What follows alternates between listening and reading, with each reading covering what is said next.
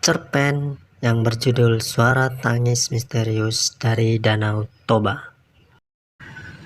Kisah ini diangkat dari kisah nyata yang terjadi sekitar beberapa puluh tahun lalu di sekitar Danau Toba. Kisah ini menceritakan bagaimana kisah cinta antara dua orang remaja yang cintanya terlarang oleh adat istiadat marga, di mana dalam suku yang mayoritas tinggal di sekitar Danau Toba ini, perkawinan semarga itu adalah sangat dilarang. Karena perkawinan semarga itu sama saja dengan perkawinan dengan saudara kandung sendiri. Inilah jalan ceritanya. Beberapa puluh tahun yang lalu, hiduplah seorang gadis desa yang tinggal di sekitaran Danau Toba yang bernama Tiur. Tiur ini termasuk salah satu gadis yang paling cantik di desa itu. Sehari-harinya gadis ini melakukan aktivitas sama seperti gadis-gadis desa lainnya, pergi ke ladang atau ke sawah, mencuci ke danau, bahkan mandi di danau itu juga. Di suatu sore, Tiur sedang mandi di danau setelah selesai mencuci pakaian. Tiba-tiba muncullah seekor kelabang besar atau lipan besar yang datang hendak menghampirinya. Tiur pun ketakutan dan berlari naik ke atas batu, serta berteriak meminta tolong. Secara kebetulan, ada seorang pemuda yang tidak jauh dari tempat gadis itu sedang memancing.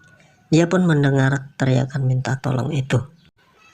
Pria itu yang bernama Polan segera mencari asal sumber suara itu dan segera berlari untuk menolong gadis itu.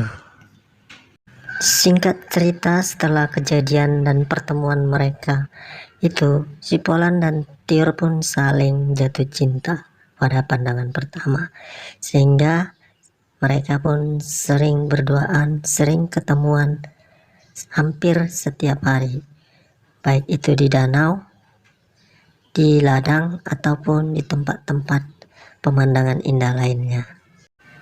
Dan suatu hari ketika Tiur dan Polan sedang asik memadu kasih, seorang tetangga mereka melihatnya, yaitu Ibu Erna, yang mana Ibu Erna ini kenal betul siapa mereka berdua.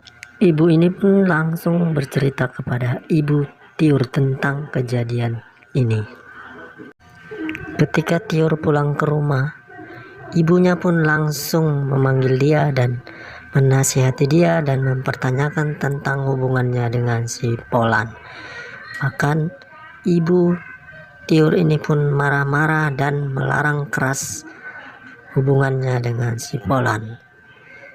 Ibu Tiur memperingatkan agar dia segera menjauhi Polan segera. Namun mungkin karena sudah dimabuk cinta, Tiur sama sekali tidak memperdulikan nasihat dari orang tuanya. Dan lagi-lagi di saat mereka berdua, kembali mereka dipergoki lagi oleh Ibu Erna yang kemarin.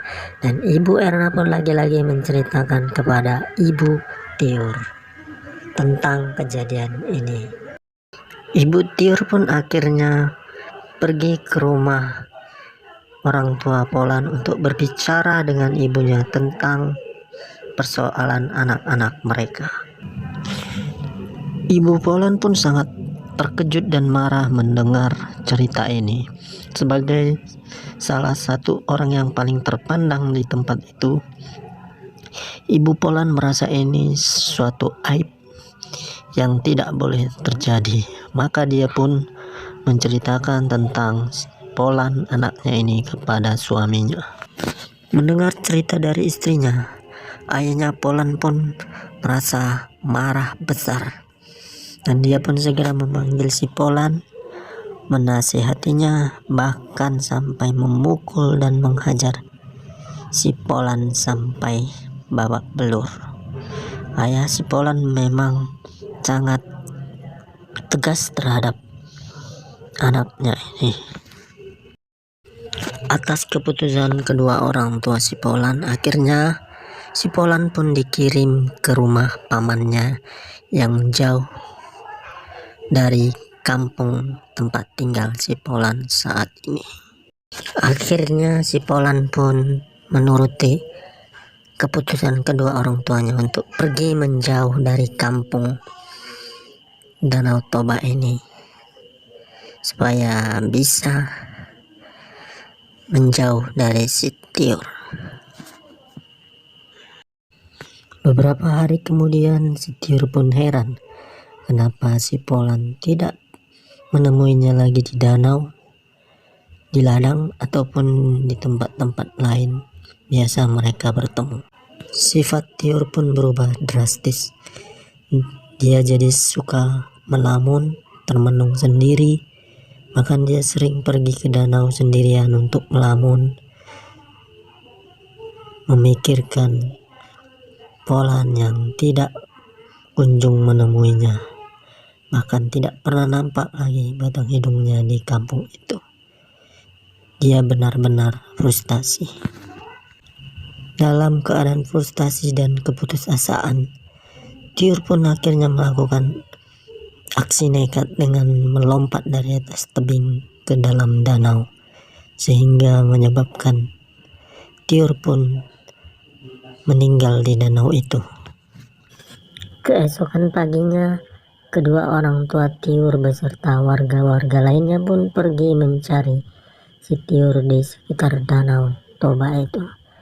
Namun hingga menjelang malam, warga dan kedua orang tua Tiur tidak menemukan mayat daripada Tiur tersebut. Hingga akhirnya mereka memutuskan untuk tidak mencari lagi karena memang sudah larut malam. Orang tua dan para warga pun mencari Tiur berhari-hari, bahkan berminggu-minggu, namun tetap tidak menemukannya.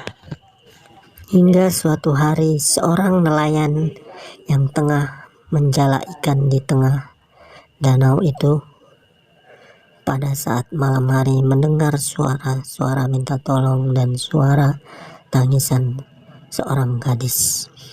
Mendengar itu, nelayan itu pun ketakutan dan suara-suara tangisan itu pun hampir terdengar setiap malam, sehingga membuat para nelayan menjadi resah. Setelah beberapa bulan, akhirnya cerita tentang si Tiur akhirnya terdengar oleh si Polan dari pamannya.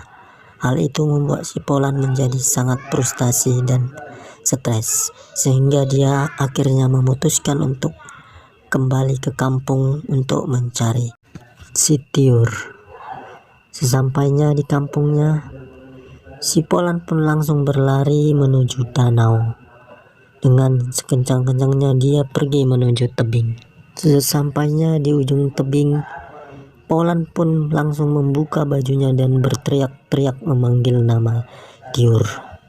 Dia terus berteriak dan berteriak terus, namun tidak ada suara apapun.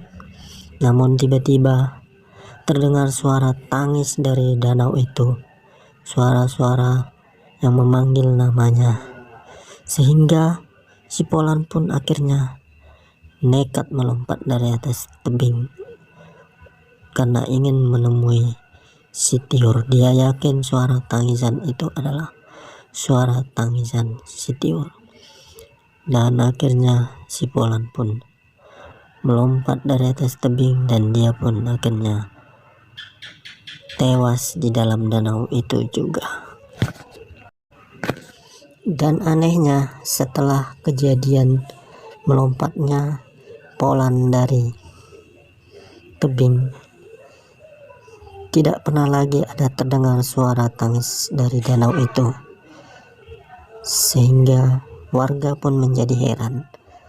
Namun beberapa hari kemudian barulah mereka sadari bahwa si Polan pun sudah tidak ada lagi. Cerita pun tamat. Terima kasih telah menonton.